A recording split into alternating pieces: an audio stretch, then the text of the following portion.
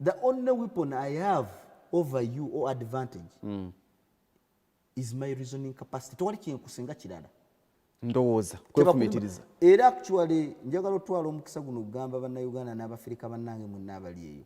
Ekikyatuganye okukulaakulananga bannayuganda n'Abafirika tetuyina mbeera efumiitiriza. Actually saagala muntwale bubi bati omanyi I'm a lawyer by profession. By law we define insanity as the inability to understand what you are doing or its direct repercussion.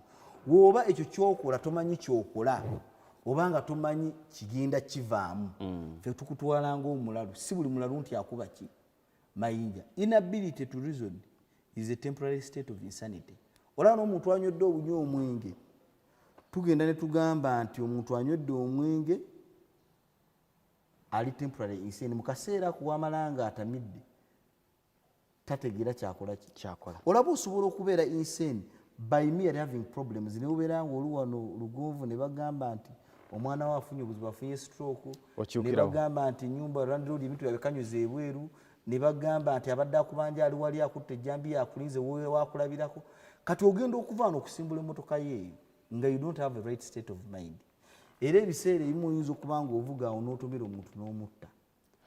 Ne bavaayo ne bagamba nti lugonvu si omuntu murder. N'ogamba no, it's not murder. It should be reduced to manslaughter because at that particular moment in time I wasn't in the right state of mind to either know what I was doing or its direct repercussion. So in that particular direction I would say up to an extent we Africans in general hold a state of mental disability. Simply which is inability to reason. The moment we start reasoning, I think that the only solution to that is adjusting our mindsets in the direction of reason.